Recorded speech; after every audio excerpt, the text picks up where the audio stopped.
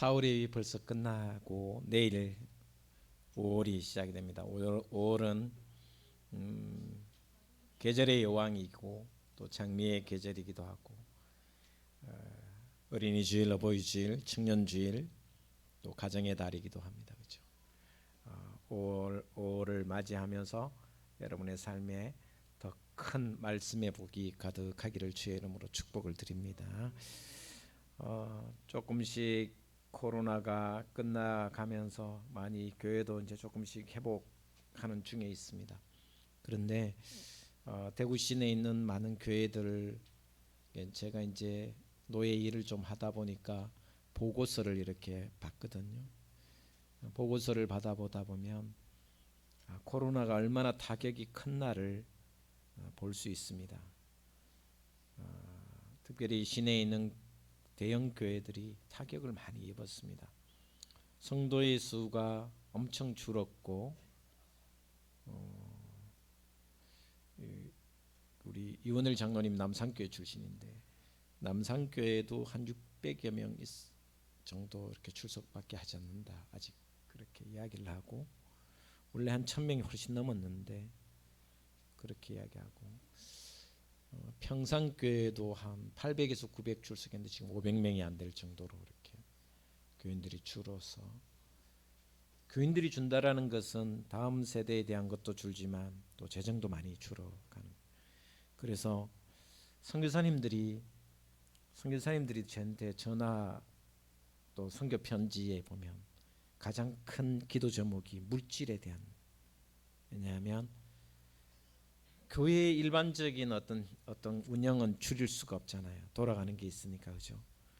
그 선교비를 먼저 줄이다 보니까 교회 선교지마다 좀 어려움을 겪는 모습을 지켜보는 우리 장로님 아까 기도하셨지만 하나님의 복이 우리 대한민국의 경제적인 성장과 또 많은 것으로 또 교회가 해외 선교사를 가장 많이 파송하는 교회로 성장해 주고 물질의 복을 주셨음에도 불구하고 지금 상황 굉장히 어려워서 선교사님들이 굉장히 지쳐간다라는 것, 하는 게 지금 현실이고 우리 둥지교회가 후원하고 선교하는 그 선교지마다 또 어려움을 겪고 있는 모습을 보면서 우리가 더 힘내야 되겠다라는 생각을 해봅니다.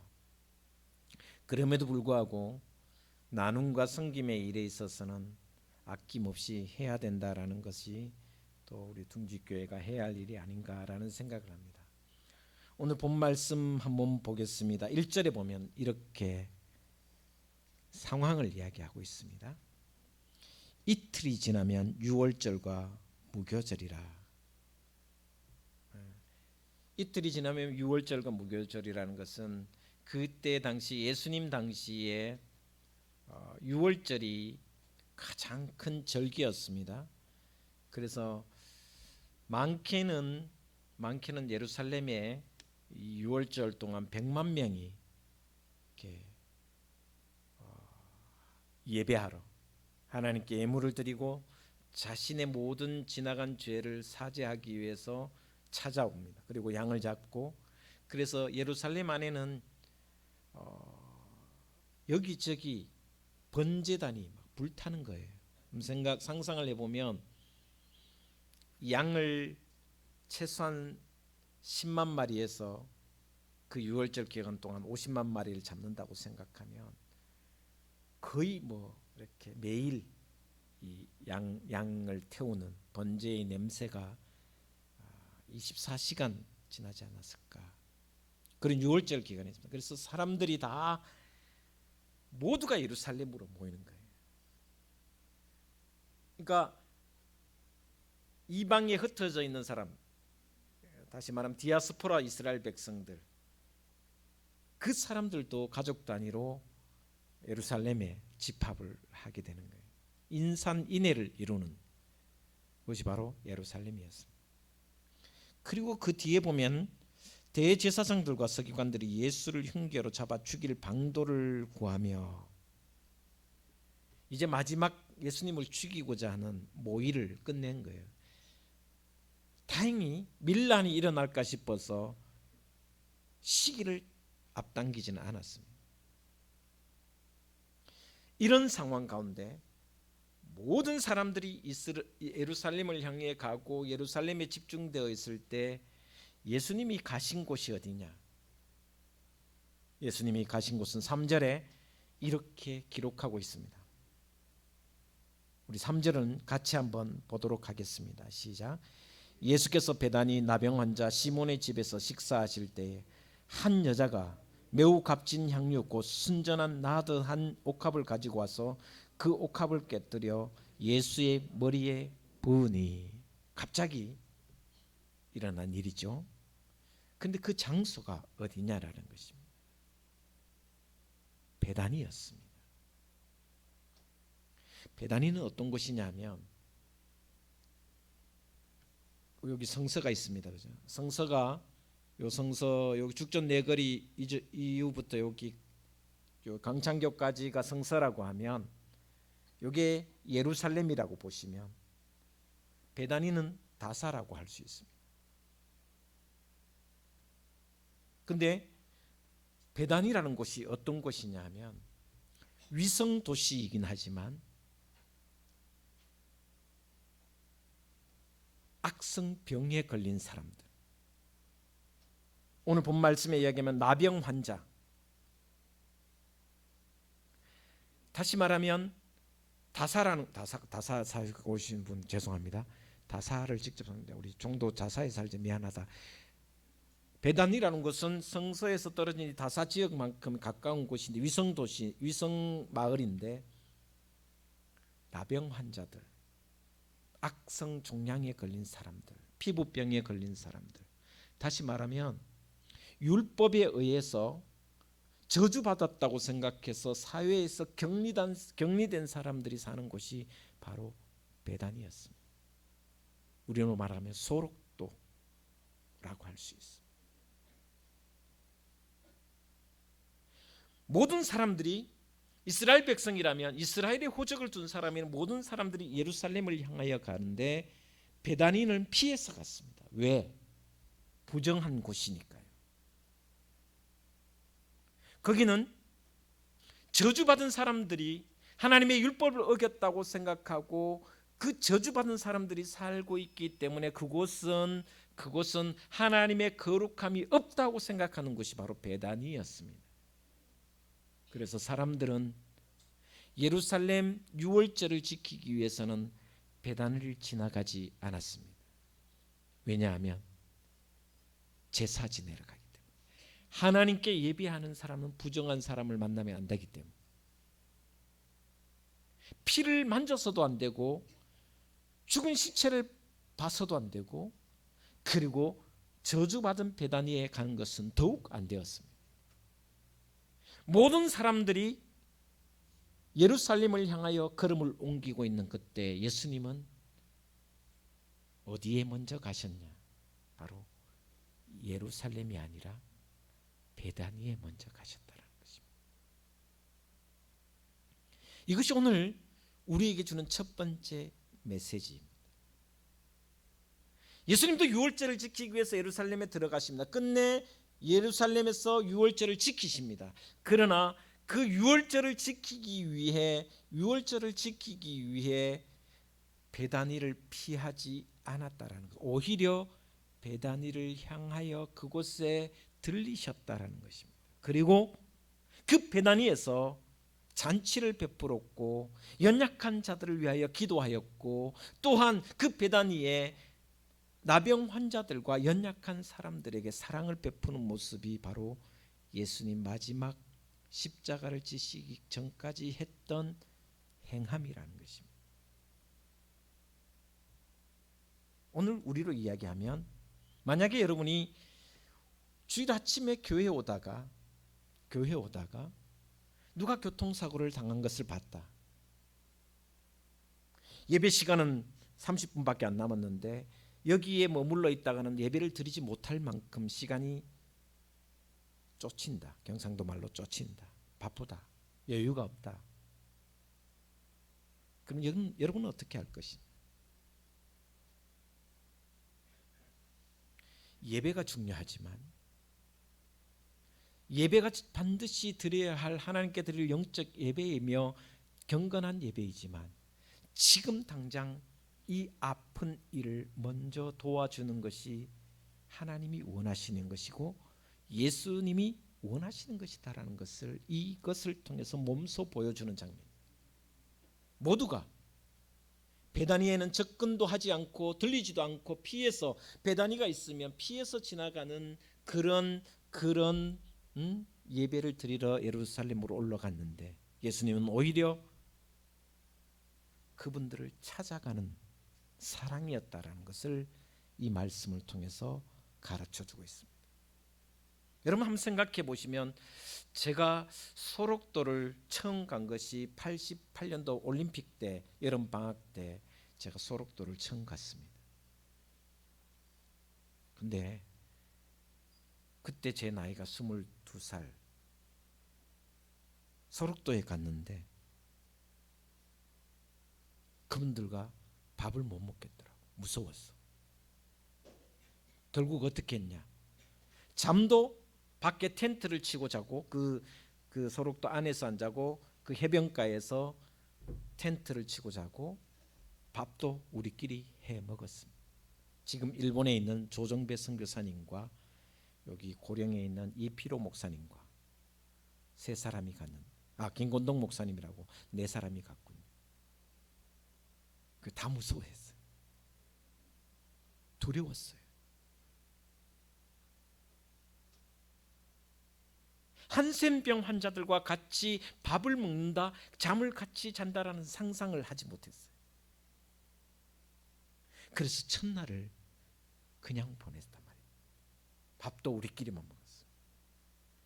이틀 내내 그렇게 했어요. 일주일 5일간 머물렀는데 3일째야 겨우 밥을 같이 먹었습니다.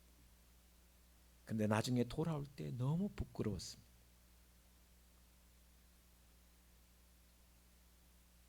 같이 잠도 잤습니다. 그 안에 들어가서 같이 그 교회 바닥에, 마룻바닥에 같이 자기도 했습니다.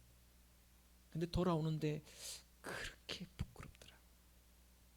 물론 선 이해가 많지 않았고 한센병에 대한 두려움 때문에 그렇게 했지만 제 행함과 제 부끄러운 모습이 참 약했구나, 이런 생각이 들었어요. 예수님은 베다니에 들어가셨을 뿐만 아니라 같이 식사를 하고 같이 모든 것을 공유하면서 함께 삶을 나누는 그런 모습을 친히 보여주셨더라. 다 꺼려하고 다 베다니로 가지 않지만 들어가셔서 그들과 함께 나누고 섬기고 그들과 함께 기도했으며 식사를 했으며 그들의 아픔에 공감하며 살았다라는 것입니다. 마지막까지. 오늘 예배를 드리는 우리 둥지교회 모든 성도 여러분, 예수님처럼 베다니를 찾아가는, 그리고 낮고 낮은 자와 함께 삶을 나누는 그런 신앙의 삶을 살아가시기를 주의 이름으로 축원을 드립니다. 물론 잘하고 계십니다. 너무너무 잘하고 계십니다. 우리 둥지교회를 섬기는 모든 분들은 너무너무 잘하고 계십니다. 그러나 오늘 예수님처럼 근원적인 사랑이 필요하지 않을까? 그런데 그때 갑자기 한 여인이 나드 한 옥합을 가지고 와서 그 옥합을 깨뜨리고 그 옥합 향수를 예수님의 머리에 다 부었습니다. 근데 4절에 보면 이렇게 4절 5절에 이렇게 성경 기록합니다. 4절 5절 같이 읽겠습니다. 시작.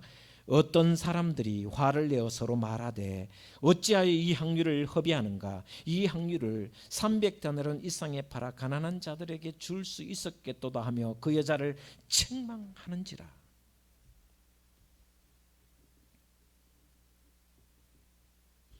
향유를 부은 여인에게 화살이 돌아갑니다. 비난합니다.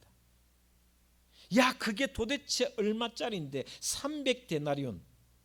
300데나리온은 일용직 노동자의 하루 일당입니다. 요즘 말로 하면 3천만 원이 넘어가는 것이 이 향유라는 것입니다. 나하드향은 에베레스트 산 꼭대기 3,500m, 4,000m 지점부터 피는 것이 나하드입니다. 그런데 그 꽃잎과 뿌리를 채취해서 만드는 것이 나하드향입니다.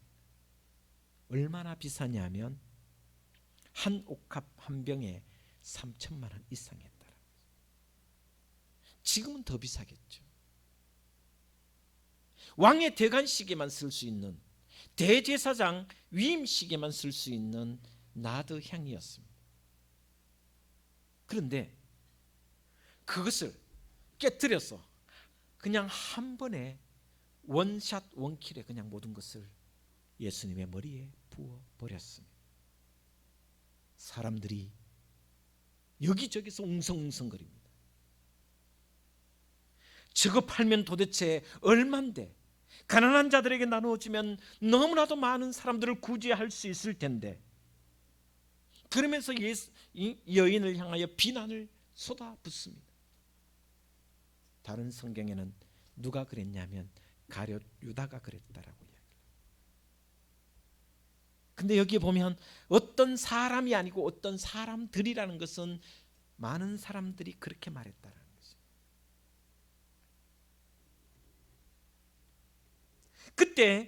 그때 예수님께서 이 여인의 모든 행위를 지켜보면서 뭐라고 말씀하셨냐면 이렇게 말씀하셨습니다.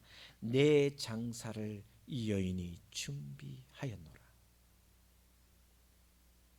내 장사를 이 여인이 준비했다. 이 여인은 예수님을 너무나도 지척에서 따라다니는 여인이었습니다. 요한복음에 보면 마리아라고 적혀 있지만 여기는 이름이 없습니다. 그런데 이 마리아가 얼마나 예수님 지척에 따라다녔냐면 나중에 제자들이 다 도망갔을 때도 이 여인은 마지막까지 십자가 앞에 있었어요. 십자가에 돌아가시고 이제 끝났구나 싶었는데 마리아는 그 무덤에 가장 먼저 찾아간 사람이 마리아입니다. 향유를 붓기 위해서, 죽은 시체의 향유를 붓기 위해서.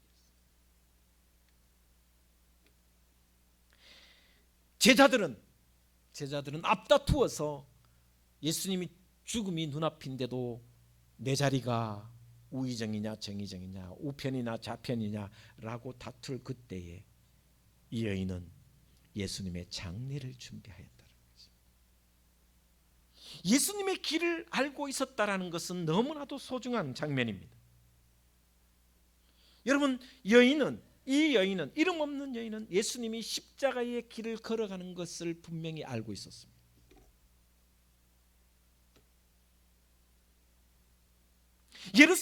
내일 모레 예루살렘으로 가면 반드시 스승이었던 예수님은 십자가에 못 박혀 죽을 것이라는 것을 알고 있었다는 것입니다. 그래서 주님의 머리에 향유를 부었습니다. 여러분은 어떻습니까? 예수님 머리에 향유를 붓는 믿음이 우리에게 있는지, 혹시나 이 십자가를 피해 가기를 바라고 있지는 않는지, 나에게 주어진 십자가를 지지 않으려고 하지 않는지, 십자가를 거쳐야만, 십자가를 지나가야만 반드시 부활이 있음을 이 여인은 알고 있었다라는 것입니다. 수많은 제자들이 따랐지만 이것을 깨닫지 못했습니다. 오히려 여인을 비난했습니다. 모든 전 재산을 걸고 헌신했던 이 여인의 믿음이 얼마나 위대했는지.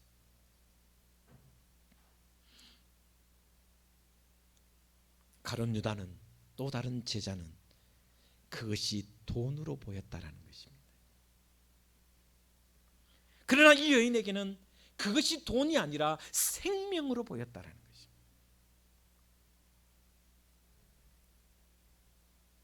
명분이 너무나도 좋습니다. 가난한 자들에게 도와주면 얼마나 좋습니까? 정당한 명분이죠. 바르죠. 시시비비를 따지면 여인의 행한 행동은 상상할 수 없는 비합리적인 일이잖아요. 그러나 그것을 팔아서 300데나론 이상이면 수많은 사람들 먹을 양식을 나누어 줄 수 있는 합리적인 생각입니다. 여러분, 교회는 합리적인 생각이 틀렸다라는 것이 아닙니다. 때로는 셈할 수 없는, 계산할 수 없는 헌신이 있을 때 하나님의 은혜가 임한다는 것을 우리는 너무나도 잘 알고 있습니다. 명분과 말만 앞세우는 그런 제자들의 모습이 아니라 이 여인처럼 계산하지 않고 헌신할 수 있는 그런 성도들을 통하여 하나님이 영광 받으시는 걸 우리는 너무나도 잘 알고 있습니다. 여러분, 우리 둥지교회가 셈하지 않고 CCBB보다 하나님께 헌신하는 믿음으로 하나님께 영광을 돌리는 사람들이 많은 그런 둥지교회가 되기를 주의 이름으로 축복을 드립니다. 지난주에 우리 아름다운 집 활동지원센터를 완전히 이전했습니다. 여기 성서주공아파트 맞은편에 한마음병원 4층 5층을 저희들이 아름다운 집이 사용을 합니다. 어느 날 제가 신방을 요즘 계속 신방을 다니니까 신방을 갔는데 어르신 한 분이 목사님, 아름다운 집 옮긴다고 들었습니다. 그러면서 저에게 자신의 전 재산을, 전 재산 3천만 원, 2천만 원 아니고 전 재산을 그곳에 써달라고, 누구인데도 말하지 말고 교회의 어떤 분에게도 밝히지 말고 써달라고 400만 원을 주셨습니다.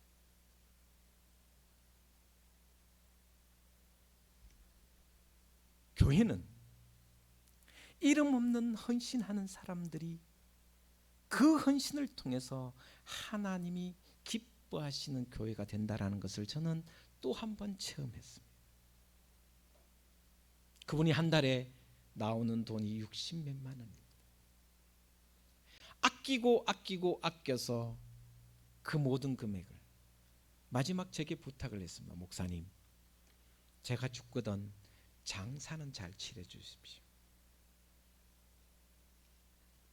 그러면서 자신이 모았던 400만 원을 저에게 주셨습니다. 그래서 잘 사용하고 있습니다. 참된 사랑이 없는 것은 하나님을 기쁘시게 할 수가 없습니다. 교회는 셈을 해서는 안 되는 것이 너무나도 많은 것이 바로 교회입니다. 왜냐? 교회라는 공동체는 영적인 곳이기 때문입니다. 물질적인 사고방식으로는 셈을 하면 정확하게 나옵니다. 그러나 물질적인 방식으로 셈을 하면 하나님의 거룩한 일을 방해할 때도 있다라는 것이 교회입니다. 많은 사람들이 오늘 이 가룟 유다처럼 명분을 내세워 그 일을 방해할 때도 많이 있습니다. 그러나 주님은 이렇게 말합니다. 가난한 자는 항상 너희와 있다. 지금은 내 장래의 때를 이 여인이 알고 헌신했다라고 이야기합니다. 왜냐하면 십자가의 길은 다시 반복되지 않는 사건입니다. 예수님 다시 부활하셔서 십자가를 지시지 않습니다. 단 한 번의 십자가 사건이기 때문에 이 여인은 그 길을 알았고 그 예수님의 길을 너무나도 잘 알았기 때문에 이틀 후에면 죽는다는 것을 확신했기 때문에 자신의 모든 것을 들여 향유 옥합을 깨뜨릴 수 있었던 것입니다. 오늘 이 여인의 이름 마지막 기회였습니다. 그 기회를 정확하게 알고 올바르게 판단하고 정확하게 실천하는 모습, 이것이 바로 때를 분별하는 지혜입니다. 때를 분별하는 지혜입니다. 지금은 무엇을 해야 될 때인가를 너무나도 잘 알고 있는 여인이 바로 이 여인이었습니다. 예언자들은 끊임없이 외칩니다. 지금은 회개할 때다. 지금은 농사 지을 때다.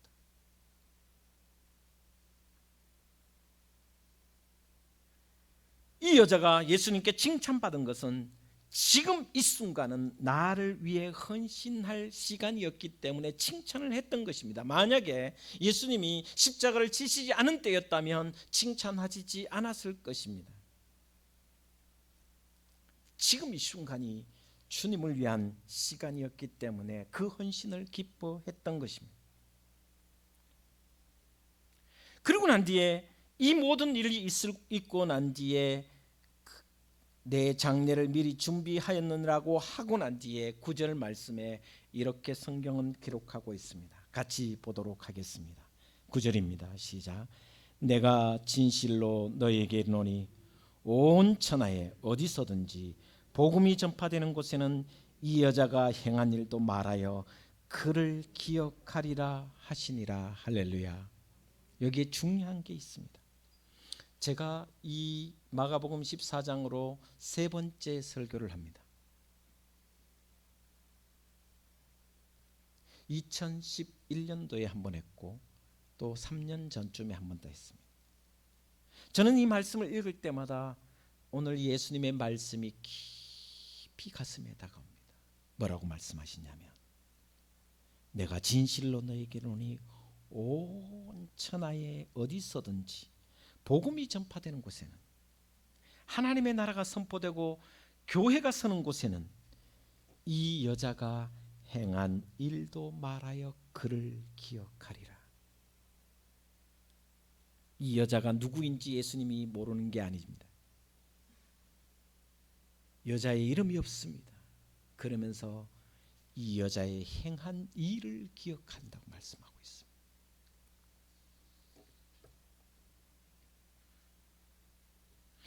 복음이 전해지는 곳에 이 여인이 행한 일, 주님을 위하여 헌신했던 이 일을 기억한다라고 말씀해주고 있습니다. 여러분, 그래서 우리 찬송가 이름 없이 빛도 없이 감사하며 섬기리라.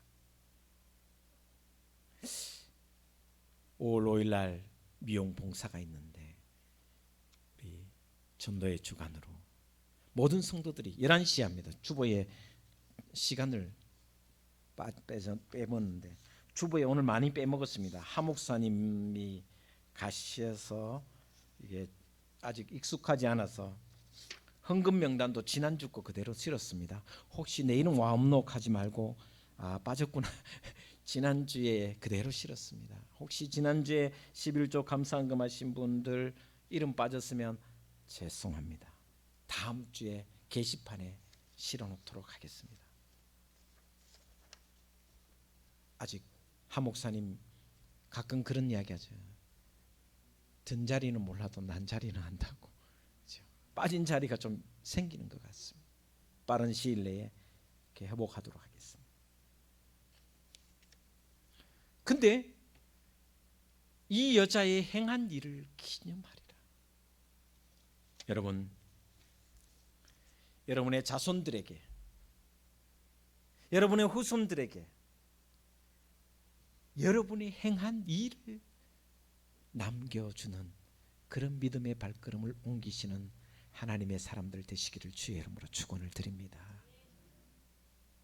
내 이름이 기억되지 않아도, 내 이름이 기억되지 않아도 내 삶이 어떤 삶을 살았는가를 그 사람들이, 내 자손들이, 내 자녀들이, 또 교회의 성도들이 기억하고 알아주는 사람, 그 사람이 복된 사람인 줄 믿습니다. 왜냐고요? 그 이름은 하나님이 기억하시기 때문에. 사람들은 몰라줘도 하나님은 영원토록 기억해 주시면 그것으로 감사할 수 있는 것입니다. 성경책에 기록되지 않아도 주님은 그 이름을 너무나도 잘 아시고 계십니다. 그러나 사람들에게는 그 이름보다 그 행한 일이 더 소중히 기억되기를 주님이 말씀하고 있는 것입니다. 오늘도 섬기시는 우리 구역장님들, 또 여전도의 남성교회 임원들, 또 미용봉사를 위해 수고하실 모든 섬김의 일꾼들 위해 오늘 이 주일에 섬기는 모든 분들, 여러분의 이름이 빛나는 것이 아니라 여러분의 일이 빛나는, 기억되는 그런 복된 날 신앙의 삶 되기를 주님의 이름으로 축원을 드립니다. 기도하겠습니다.